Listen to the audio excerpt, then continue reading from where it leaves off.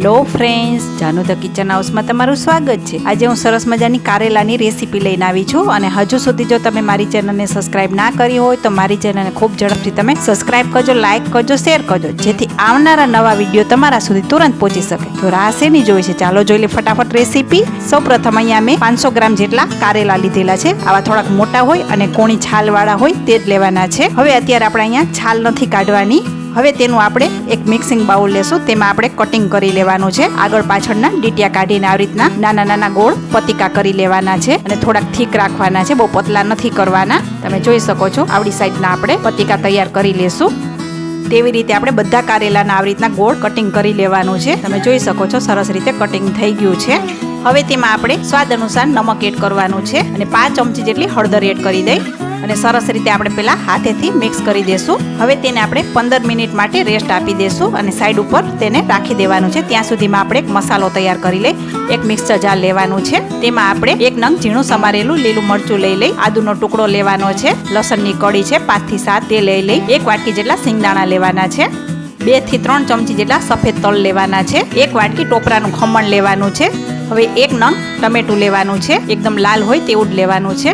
હવે તેમાં આપણે થોડુંક પાણી એડ કરી દઈ અને ઢાંકણ ઢાંકીને આપણે સરસ રીતે પીસી લેવાનું છે। તમે જોઈ શકો છો સરસ મજાની પેસ્ટ તૈયાર થઈ ગઈ છે, આવી જ કરવાની છે, બહુ વધારે પાણી એડ નથી કરવાનું। હવે અહીંયા કારેલા પણ સરસ રીતે પલળી ગયા છે, તમે જોઈ શકો છો, અને એકદમ કડવાશવાળું પાણી નીકળી ગયું છે। કારેલાને આપણે પાણીથી ધોવાના નથી, આવી રીતના એકદમ સરસ રીતે આપણે નીચવીને વધારાનું પાણી કાઢી નાખવાનું છે, હળદર મીઠાવાળું, અને એક પ્લેટમાં તેને લઈ લેશું। તેવી રીતે બધા કારેલાનું આપણે આવી રીતના નીચવીને લઈ લેશું। તમે જોઈ શકો છો સરસ રીતે મેં લઈ લીધા છે। હવે એક પેન મૂકવાનું છે, તેમાં આપણે અત્યારે 2 થી 3 ચમચી જેટલું તેલ એડ કરી દઈ।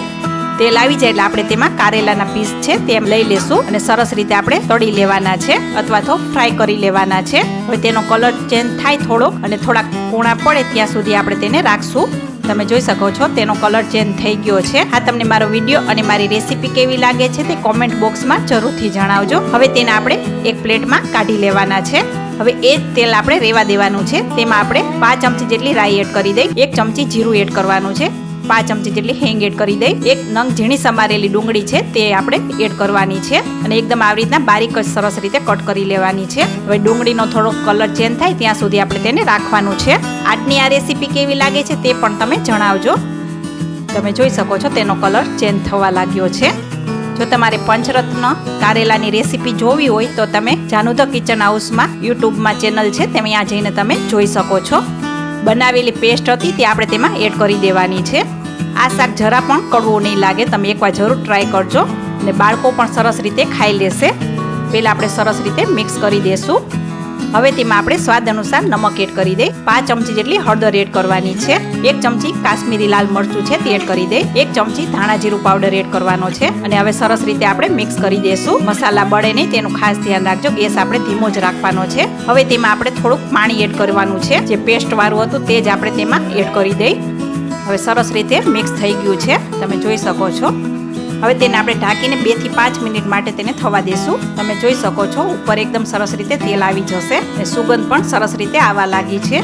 હવે જે કારેલા હતા તે આપણે તેમાં એડ કરી દેવાના છે અને સરસ રીતે આપણે મિક્સ કરી દેશું। આ એકદમ ગ્રેવી વાળું શાક બનશે, એટલે તમે પરાઠા, રોટલી અથવા તો કોઈ પણ પૂરી સાથે પણ તમે લઈ શકો છો। આ ટેસ્ટમાં તો ખૂબ જ સરસ લાગે છે, તમે જરૂર એકવાર ટ્રાય કરજો અને પછી મને કોમેન્ટમાં જણાવજો।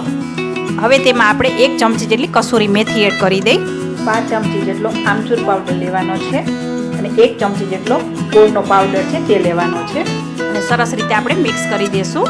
હવે ઢાંકીને આપણે ફરી 2 મિનિટ માટે થવા દેવાનું છે, એટલે તેલ એકદમ સરસ રીતે ઉપર આવી જશે। તમે જોઈ શકો છો તેલ એકદમ સરસ રીતે ઉપર આવી ગયું છે। ઉપરથી આપણે 2 ચમચી જેટલી કોથમીર એડ કરી દઈ। તમે જોઈ શકો છો સરસ રીતે શાક તૈયાર થઈ ગયું છે। હવે તેને ગરમા ગરમ શાકને આપણે સર્વિંગ પ્લેટમાં જ લેવાનું છે।